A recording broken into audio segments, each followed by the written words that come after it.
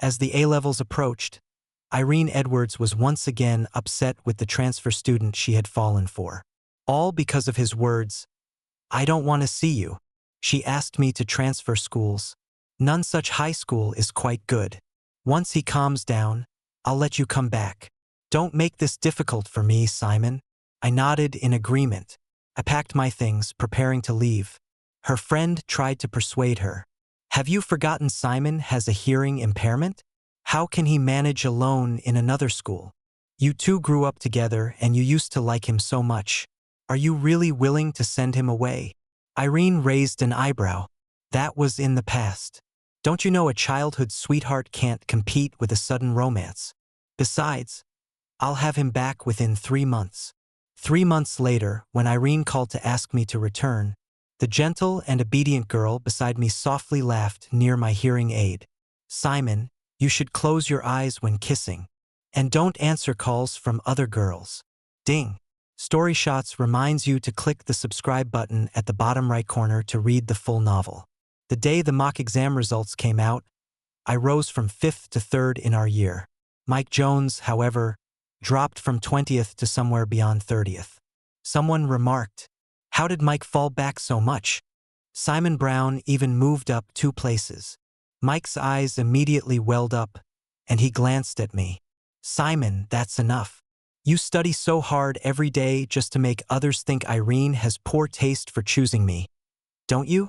With that, he stormed out, his face cold. Even when the bell rang for class, he hadn't returned. The confused head teacher asked me, as the class president, to find Mike. Half an hour later, I spotted Mike sitting on a planter by the basketball court.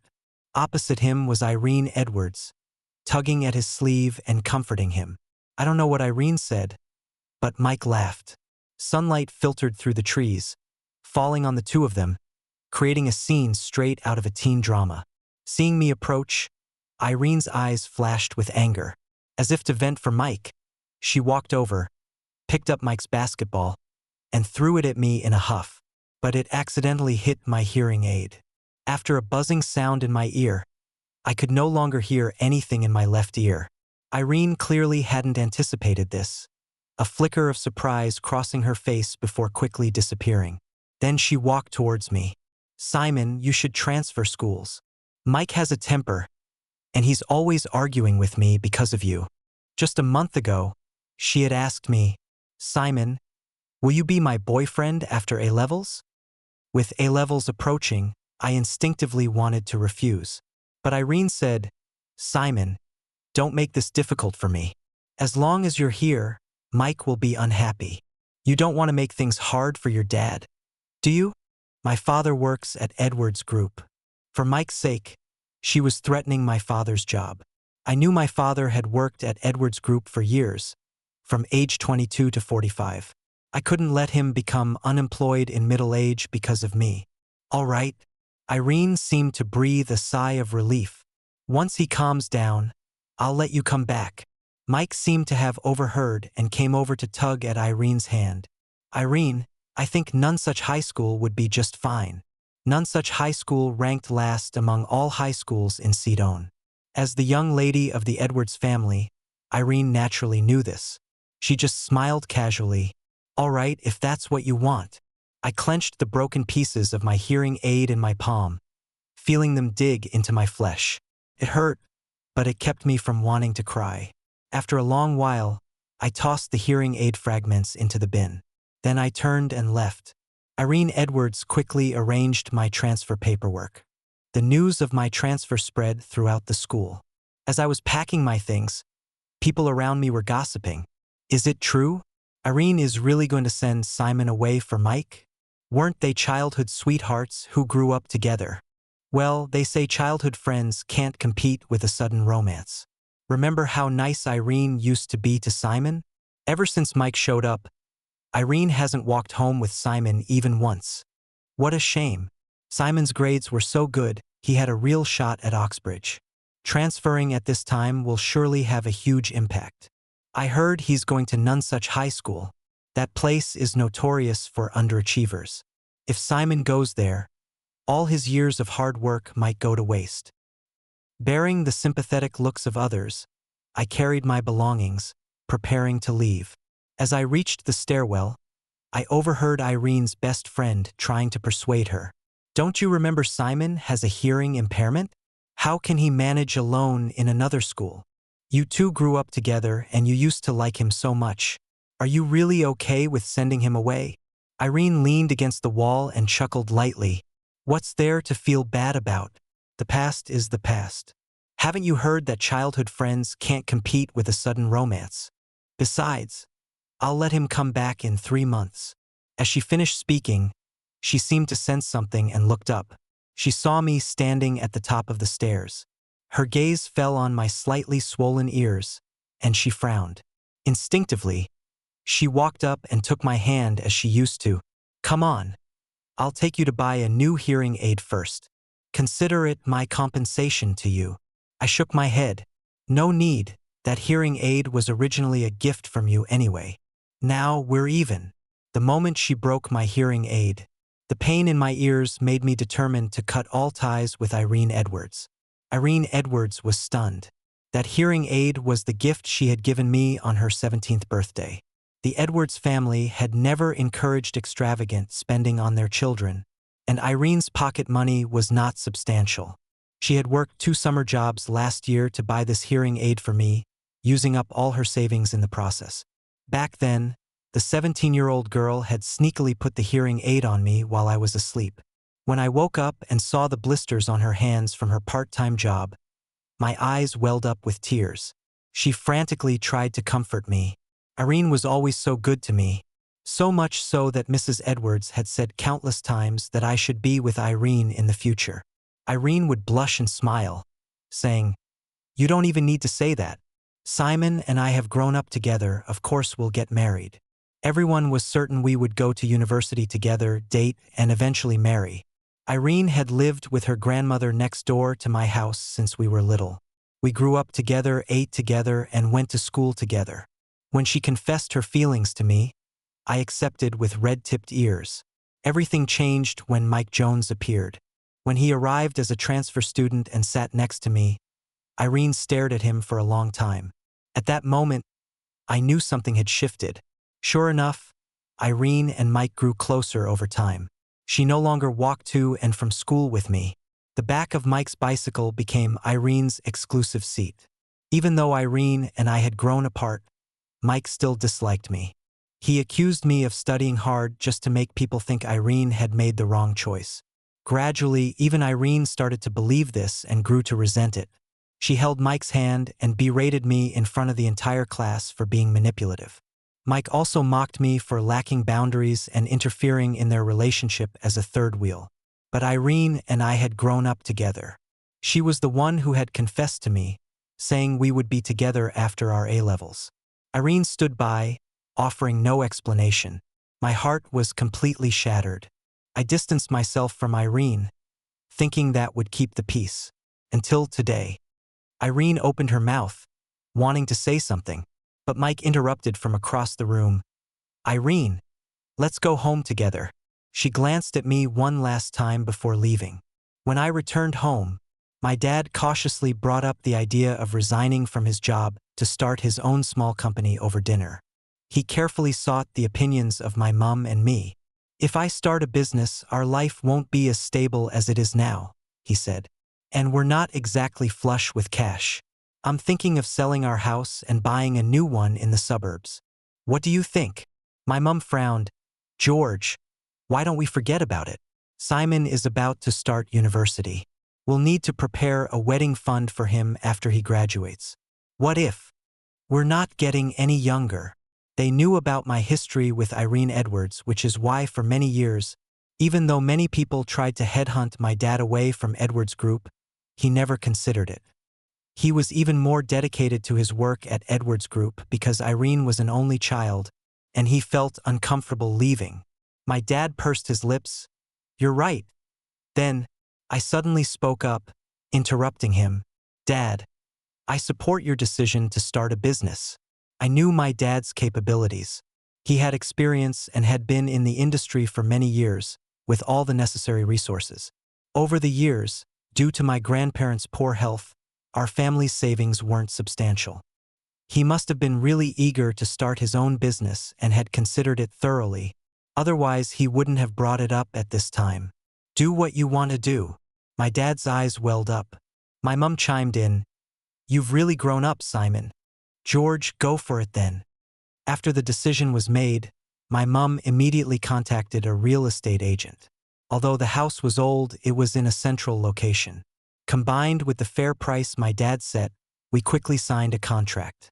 The new owners agreed to let us stay for a few more days. My parents went to look at houses in the suburbs every day after work. Until my birthday arrived. My mum left work early and asked me to deliver a few birthday cakes to the Edwards family. I hesitated for a moment, but under my mum's urging, I walked to the front door of Irene's house. She didn't know that the transfer was Irene forcing me to leave. After all, Irene had always said it was my own decision to transfer. Although she didn't agree, when she saw the process transfer notice, she just sighed and didn't say anything more. Mrs. Edwards opened the door. She was delighted to see me. Simon, you're here. Yes, my mum asked me to bring over some cake, I replied. Just as I finished speaking, I heard laughter coming from Irene's room. It was Mike's voice. Sure enough, the door opened, and Mike emerged from Irene's room, shirtless. Mrs. Edwards looked embarrassed.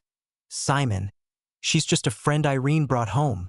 I knew what she wanted to say, but I shook my head. It's all right, Mrs. Edwards. I've delivered the cake, so I'll be off now. With that, I turned to leave. Behind me, I could hear Mrs. Edwards scolding. Irene, don't you think you're going too far? Didn't you used to fancy Simon? You'll hurt his feelings like this. Simon must be upset now. This was followed by Irene's spoiled voice. Whatever. Early the next morning, I went with my parents to our new house, along with the removal company. Due to budget constraints, my dad had chosen a well-maintained second-hand property. As luck would have it, it was very close to Nonsuch High School.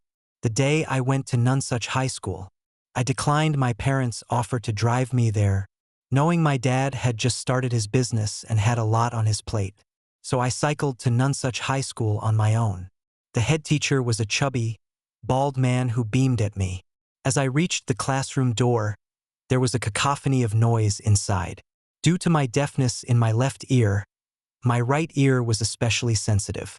I heard someone knock over a chair, causing a buzzing in my ear. The head teacher smiled reassuringly and said, "It's all right, just wait here for a moment." He then marched in with his hands on his hips, bellowing, "Quiet down, all of you." No one paid attention. His face reddened. "Or I'll call your parents." That finally brought silence. Today, we have a new transfer student joining our class. I walked in and stood at the front, introducing myself briefly. "Hello, everyone. I'm Simon Brown." A chorus of squeals erupted from the class. "The new student is so handsome. Quick, is my makeup still intact?" From the corner of the classroom, someone spoke up to maintain order. "Everyone, please be quiet." Instant silence fell. I was a bit surprised. The head teacher, after a moment of exasperation, asked me to sit behind that girl. I replied, "All right." My new desk mate was a boy who introduced himself. "I'm Hank Wilson, but everyone calls me Big Hank. You can just call me Hank." I nodded in response. The teacher walked in, and I quickly took out my books. The pace at Nonsuch High School was indeed different from Center High School. During class time, almost everyone was doing their own thing. Some were sleeping, others reading novels, and a few even doing their nails. Paper planes with cheat sheets written on them flew back and forth over my head. The teacher seemed long accustomed to this, sipping his tea before picking up his book again. Where was I? I carefully reminded him.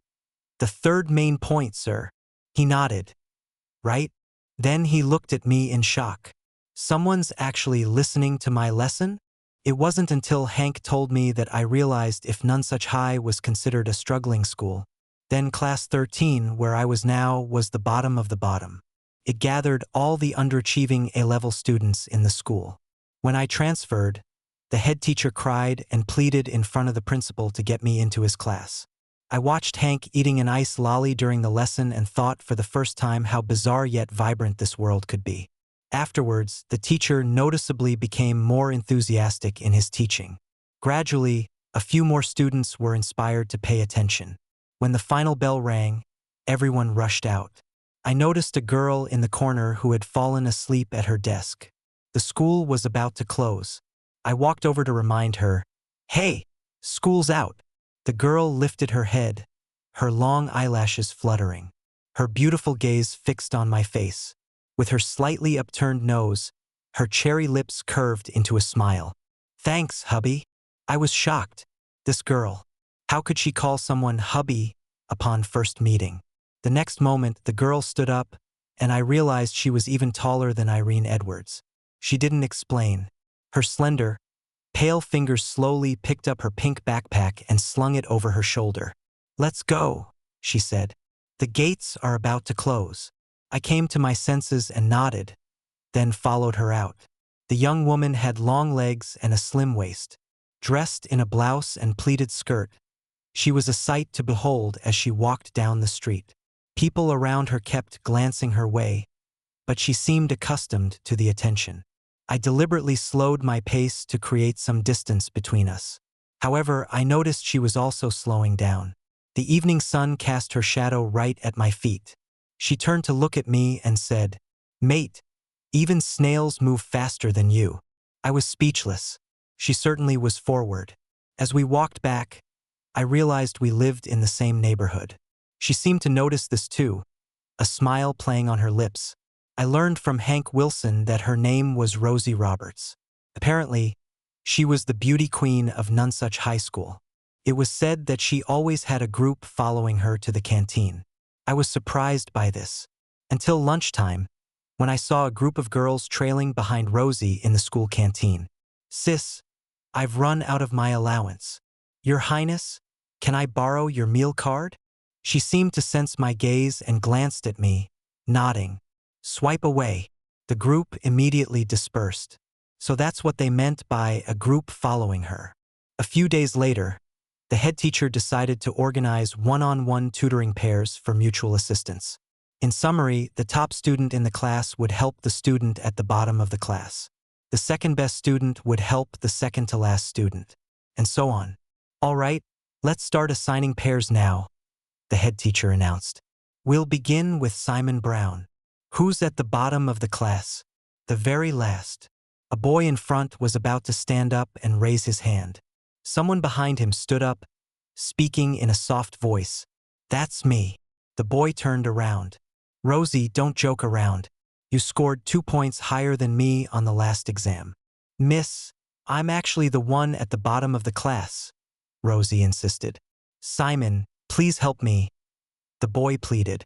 He had been calling me Simon ever since I beat him on the basketball court a few days ago. Rosie glanced at him and said, "I cheated on the last exam." The boy sat down reluctantly, muttering, "Why would you need to cheat when there's only a few points difference between us?" I just stood there, speechless. While tutoring Rosie Roberts, I noticed she hadn't done much during the exams. But when I asked her to complete a mock paper, she achieved a near-perfect score. So why was she at the bottom of the class? I looked at her other papers. Oh dear, a disaster. She was extremely unbalanced in her subjects. After I explained a few problems, she quickly grasped the concepts.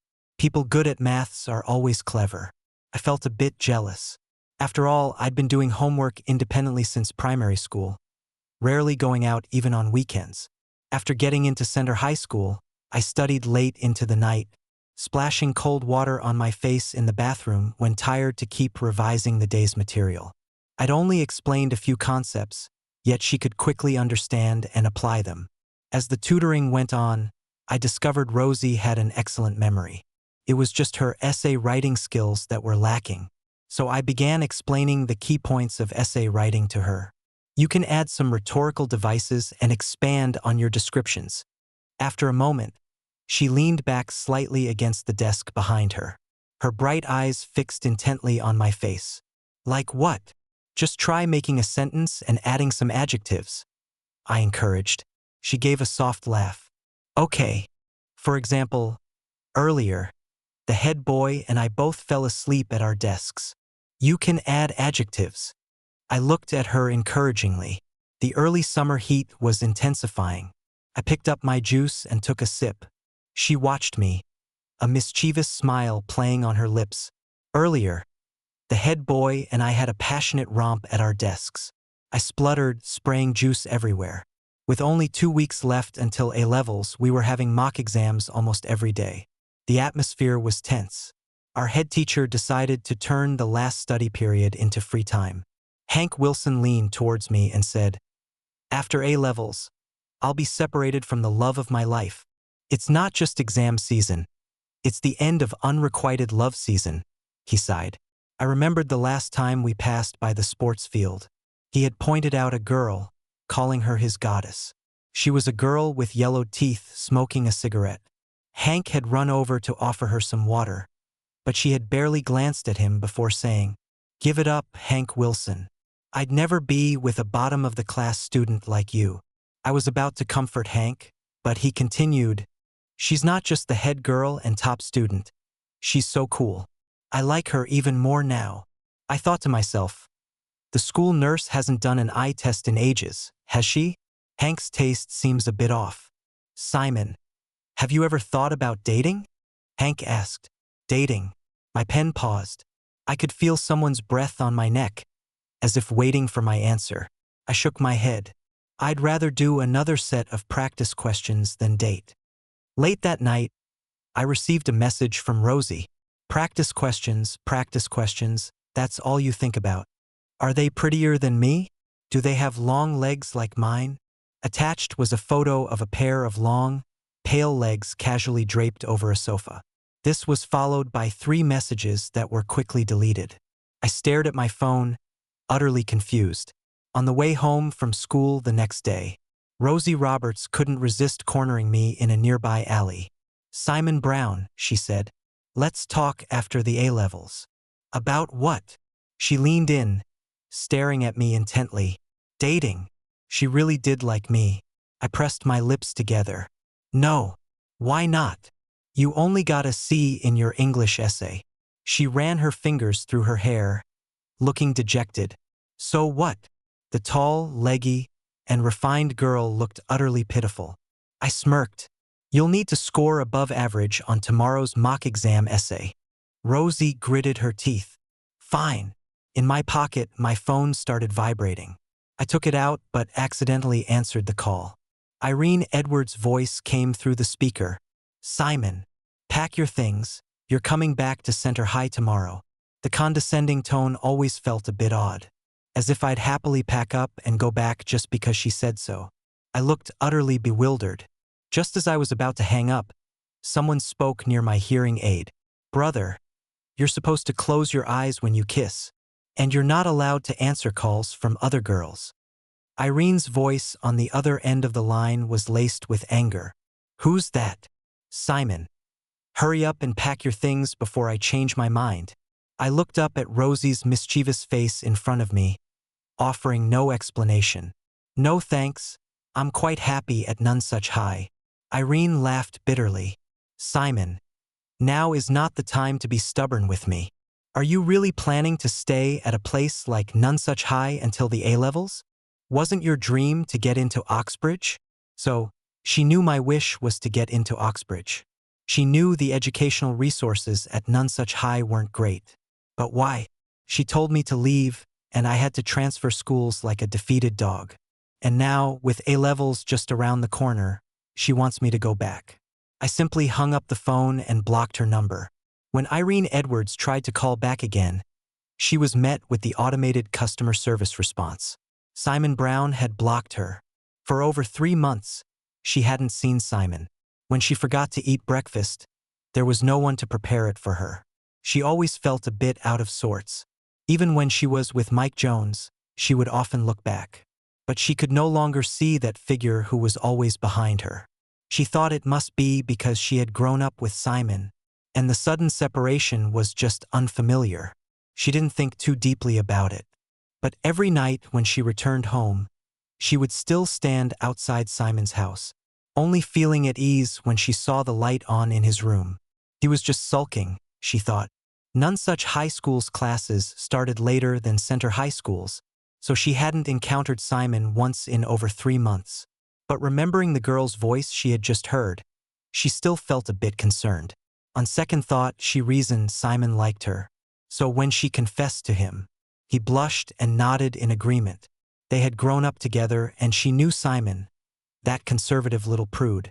How could he possibly be dating at a place like Nonsuch High School, let alone kissing someone? It must be that he deliberately had someone say that to make her worry. Thinking this, she felt slightly relieved. But she still walked to the building where Simon lived, only feeling at ease when she saw a shadow moving behind the curtains. After the mock exam ended, Rosie Roberts cornered me at the equipment room door, tugging at my sleeve. "Average scores," she said. "I saw them. We have to wait until A-levels are over. No dating before then. The A-levels were just around the corner now." She nodded in agreement. In the following weeks, our revision sessions grew longer. Rosie didn't approach me again. But every morning, a bottle of milk would appear on my desk. On the way home in the evenings, she'd walk not too far, not too close beside me. The day the countdown on the blackboard was erased, the A-levels finally arrived. After returning home from the exam hall, I recalculated my answers. Once I felt somewhat confident, I slept for 3 days straight at home. Except for washing up and eating, I spent all my time sleeping. My parents were busy with company matters and didn't stop me, simply leaving me some money to manage on my own. When I went downstairs to the supermarket, Rosie was standing there. Hearing my footsteps, she looked at me with burning eyes. "What are you doing here?" I asked. She stepped forward, the sunlight falling on her, making her look particularly radiant. "I'm here to date my boyfriend," she said. "It's not early dating anymore." I chuckled softly. "What are you talking about?" She smiled, stood on her tiptoes, and her fingertip landed precisely behind my ear. She accurately pressed on my hearing aid. "I know you wear a hearing aid. You're not thinking of backing out, are you?" She looked at me pitifully, as if she might cry if I admitted it. I mumbled unclearly, "No." She straightened up, her ear tips turning red. "That's good. Let's go, time for our date." The girl smiled sweetly. After the A-level results were released, our head teacher sent a message in the group chat, inviting everyone for a final gathering. He offered to treat us. This time, everyone's exam results were better than he had anticipated. The group chat erupted with cheers. The time was set for 7 p.m. As I came downstairs, Rosie Roberts was waiting for me at the entrance. Seeing me, her lips curled into a smile as she stepped forward and took my hand. When we reached the restaurant entrance, she let go of my hand before going in. She didn't look at my suddenly darkened face. Someone curiously asked, "Are the head boy and Rosie that close? How come they arrived together?" She blushed, explaining shyly, "We're not that close." I looked up at her. Indeed, not close. We just snogged for half an hour earlier. Not only did we snog for half an hour, but there was also a string of saliva when we parted. Her cherry-red lips were still slightly swollen. Just then, the waiter opened the door to serve the food, and a group of people clamored about eating away the teacher's salary. No one heard what I said clearly. After dinner at the restaurant, the group excitedly declared that since they were all of legal age and it was still early, they should seize the rare opportunity to hang out together at a pub. The head teacher, feeling uneasy, decided to accompany them. After singing karaoke for a while, someone suggested playing Truth or Dare. A few rounds later, the bottle stopped in front of Rosie Roberts. She chose Truth and drew a card.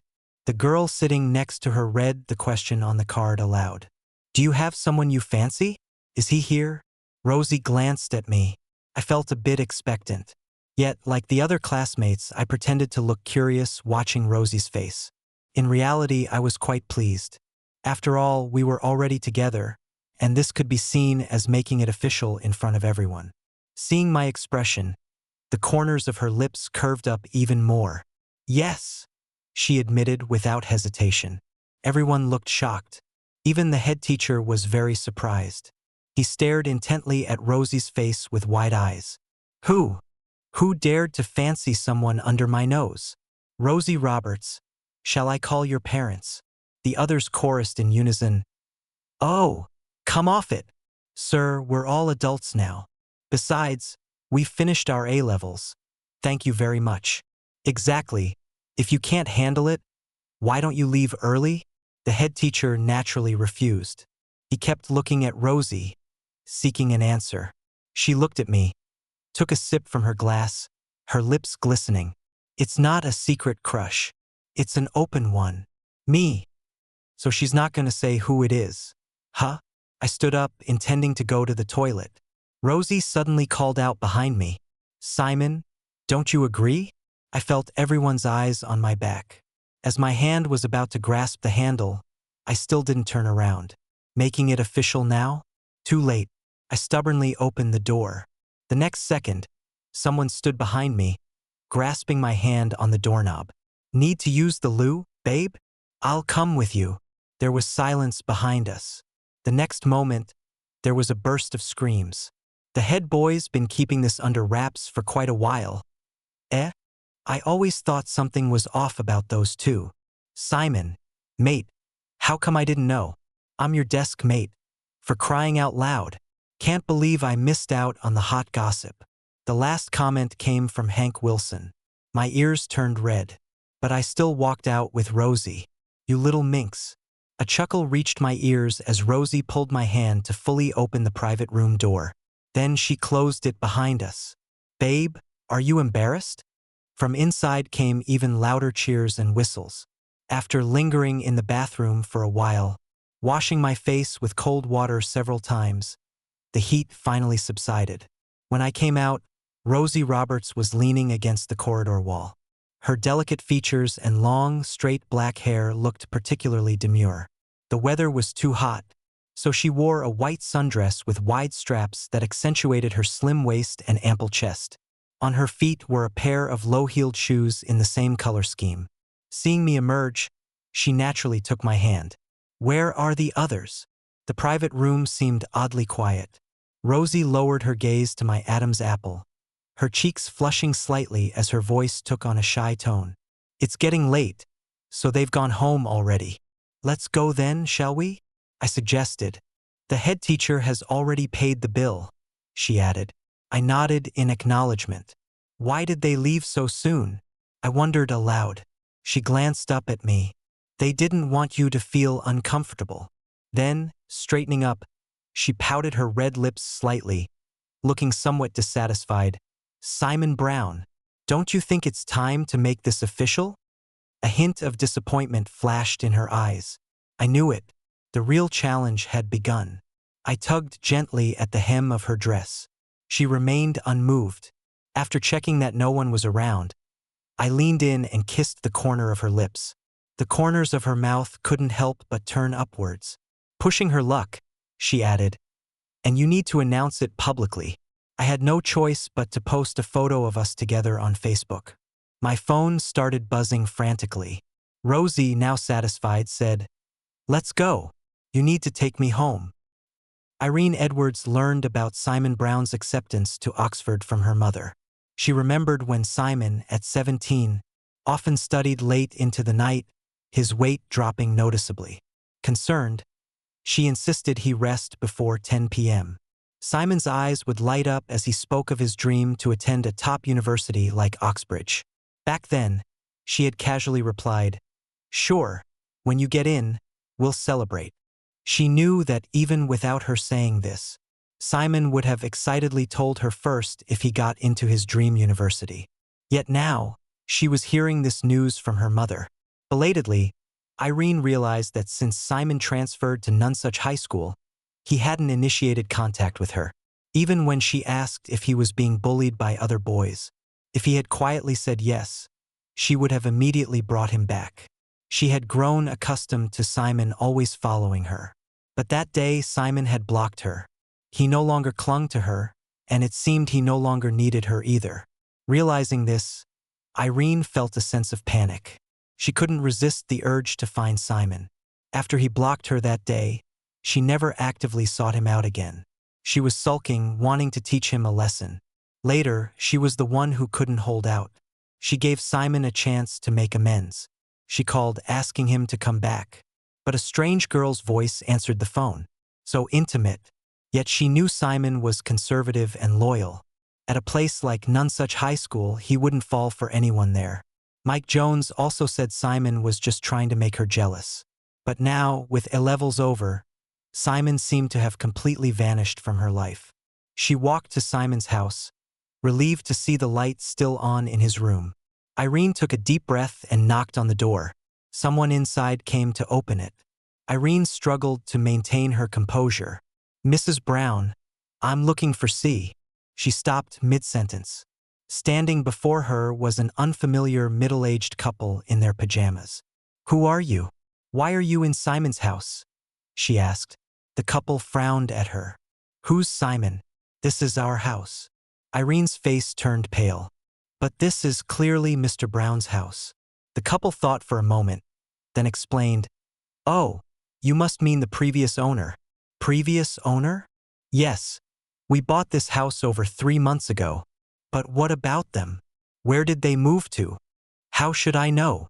With that, the couple closed the door. Irene stood at the doorstep, bewildered. Simon had moved? Why didn't she know about this? Why hadn't he told her where he'd gone? Or if he was ever coming back? She was about to turn back to get some answers when her phone chimed. Her friend had sent her a message. "Check Simon's Facebook page. He's made it official." Irene opened Simon's Facebook profile. He rarely used social media, and even more rarely posted anything, which is why, although he had blocked her number, he hadn't unfriended her on Facebook. Today, as soon as she opened his page, she saw a photo of him with a girl.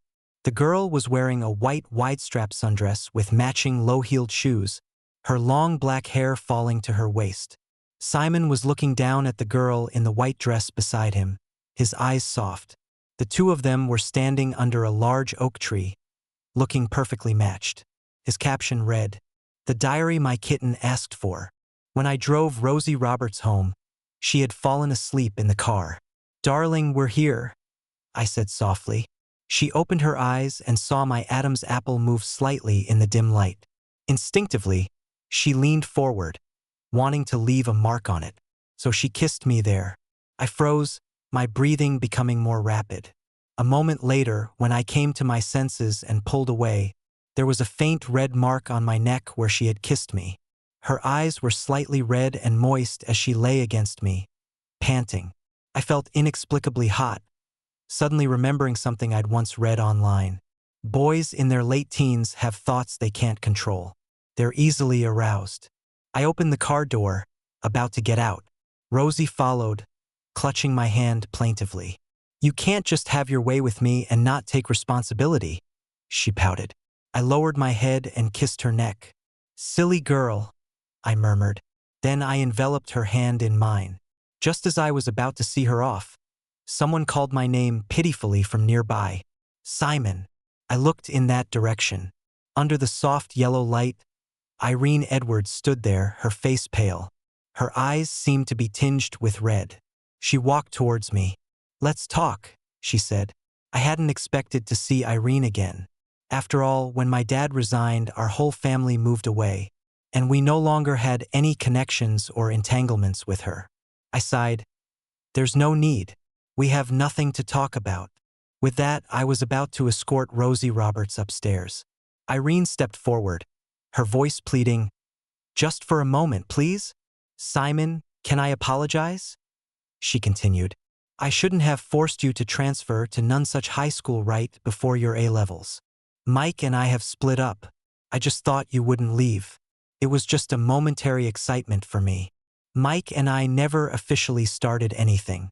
I've cut ties with him. Can we make up? Come back, and we can be like we were before." Irene Edwards had always carried herself with the air of a privileged young lady. I had never seen her look so hopeful and pleading before. "There's no going back, Irene," I said. I didn't want to hear any more. I gave Rosie's hand a gentle squeeze. She looked up at me, confusion written across her face. I coaxed her. Darling, why don't you go upstairs for a bit? After a moment's hesitation, she nodded and obediently left. Behind me, Irene tried to embrace me, but I dodged her attempt. I could hear Irene's desperate pleas, but I didn't stop walking until she lost her temper and slapped me across the face. Immediately after, she regretted her action. She apologized to me. Rosie, who had been watching from the window, couldn't hold back any longer and rushed downstairs. She angrily confronted Irene. What gives you the right to hit someone? Just because you're used to getting your way doesn't mean you can assault people for no reason. Irene's face twisted with anger. Who do you think you are? Simon and I grew up together. Did you know that? Rosie lifted her chin slightly. Oh, but what does that matter? I'm his girlfriend now. If we're talking about childhood friends, Simon and I… She looked at me, leaving her sentence unfinished. Irene Edwards fell silent. Her face was a mess of emotions. She looked like an abandoned kitten. She heard Simon Brown's voice, gently coaxing Rosie Roberts upstairs to rest.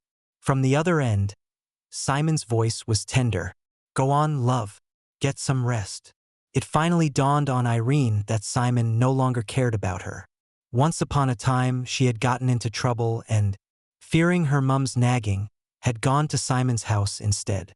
Back then, Simon had stood outside the door, coaxing her. Come on, sweetheart. Off to bed. She used to believe that Simon would always be there for her, just a glance away. She was so confident in this belief. But in the end, after Simon left Center High School, he had truly moved on. He had a new girlfriend now. She remembered when Simon left Center High School. His silhouette stubborn, his ear bruised purple from a basketball. Her best friend had sighed and advised. Aren't you afraid he might not come back? She had scoffed inwardly. Simon's dad worked at his family's company. His house was just around the corner from hers. Everything about Simon was inseparable from her. It was just a change of schools. How could he not return to her side? That day, in the setting sun, her friend had said, Irene, your childhood sweetheart might become someone else's knight in shining armor. She hadn't listened then. Now, looking back, it was so ironic. When she had proudly declared that a childhood sweetheart was no match for a sudden romance, her own childhood sweetheart had become someone else's knight in shining armor. Simon and I got engaged during the summer break before our third year at university. On the day of our engagement, Rosie's parents also came. It was the first time I met her parents since Simon and I had been together. She had only told me that she grew up with her grandparents in their old house. As for her parents, she only mentioned that they divorced when she was 7, and said nothing more about them. Rosie's mother had returned from abroad and was dressed elegantly. Her father, from the moment her mother appeared, couldn't take his eyes off her. It wasn't until my mum went over and asked in surprise, Are you Selena, who used to live upstairs from us? That I realized Rosie's family had once lived in the flat above ours. Later, after her parents' divorce, Rosie moved away. Then that flat was put up for sale. Gradually, I forgot about that little girl, until the Edwards family moved in. I often went upstairs out of habit to play with Irene. I remembered that there used to be a little girl upstairs who often coaxed me into buying her sweets with my pocket money. If I eat your sweets, I'll be your wife when we grow up. The little girl's innocent voice echoed in my ears. I looked at Rosie in surprise, recalling what she said when she argued with Irene. If we're talking about childhood sweethearts, Simon and I are the real deal. We knew each other before you even came into the picture. Turns out she was telling the truth. I also remembered the day she transferred schools. She said to me, Thank you, husband, with a bright smile. After the wedding reception, I received an anonymous gift, property transfer agreement. At the bottom, Irene Edwards' signature was already there. After I started at Oxford, Irene tried to see me a few times. But Rosie kept a close watch and I refused to meet her. She could only stand outside my dormitory, red-eyed, night after night. Later I heard she went abroad and was unfortunately robbed, injuring her leg. Mike Jones often asked about Irene in the group chat. His A-level results weren't great, but he got into an art school with his artistic talents. He soon dated several rich girls, but each relationship ended in failure. He tried contacting Irene abroad, but she never replied. Rosie came out of the bathroom wrapped only in a towel. Seeing the signed name on the agreement, she said unhappily, "She just won't give up." Keeping this thing was indeed irritating. What was she trying to do by sending me this? I threw it in the bin, then wrapped my arms around Rosie's waist. She looked down, blushing, and asked, "Darling, do you want to?" Is that all she thinks of me? After a long silence, I hugged her and changed the subject. "So, you recognized me from the first moment you saw me?" Rosie looked up and kissed my chin. Is it because of our childhood that you like me?" She objected. "No, Simon. With you, I'm childhood sweethearts, but also love at first sight." The stereo in the living room was still playing music. At this moment, I'm so grateful. My world, after all its twists and turns, is still you. My fingers slipped under the hem of Rosie's towel, landing on her leg. She took a deep breath, blushing as she gripped my wrist, then carefully leaned down to kiss my lips. I grew more urgent, until her arms circled my neck. I stood up, laying her on the bed, raising her wrists above her head. But my kisses gradually moved lower, from her neck to her collarbone, and further down. My heated breath occasionally mingled with her soft gasps. I couldn't control the heat in my body. She struggled to remove her hearing aid, her last act of defiance. I leaned down to chuckle softly in her right ear, seeing through her shyness, then shamelessly let out muffled groans and pants by her ear. Even though only one ear could hear, I still felt the sounds in this room were a bit too loud. The night was still young. After graduation, Rosie Roberts and I got married at the register office. When we returned from our honeymoon, my parents bought a terraced house in the suburbs for their retirement. They were worried that the moving company might damage some of their old belongings, so they insisted on moving everything themselves. On moving day, Rosie and I went to help. As my mother was carrying a cardboard box, the bottom gave way due to dampness and age, spilling all its contents onto the ground. I stepped forward and saw that these were all my A-level textbooks. My fingers, however, landed on a leather-bound yearbook. For some inexplicable reason, I opened it and flipped through a few pages. Each page was filled with well wishes from my Nonsuch High School classmates. They wished me luck in my A-levels, hoped I'd get into Oxbridge, and wished me happiness. Below were their own aspirations. Half hoped to become fabulously rich and beautiful, while the other half dreamed of becoming actresses or pop stars. My fingers paused on the last page. It was Rosie's. Back then, everyone was busy writing in each other's yearbooks, passing them around the classroom. The place was in utter chaos. I was preoccupied with leaving my own messages and contact details for other classmates, so I hadn't actually read through each page. This was the first time I'd seen Rosie's page. Her handwriting, like her personality, was neat and tidy. Name: Rosie Roberts. Height: 5 feet 6 inches. Home address: unknown. Her message to me was a hope that I'd get into Oxbridge. At the bottom, in the future aspirations section, she had written just 2 words: "Marry you." Extra chapter: Rosie Roberts. Rosie Roberts had never told Simon Brown. When he stood at the front of the classroom introducing himself, she looked up and saw him immediately. Those familiar features, and the clear voice of the young man. "Hello, everyone. I'm Simon Brown." In her memory, a little boy in blue dungarees followed behind her. "I'm Simon Brown." Later, she and Simon became close.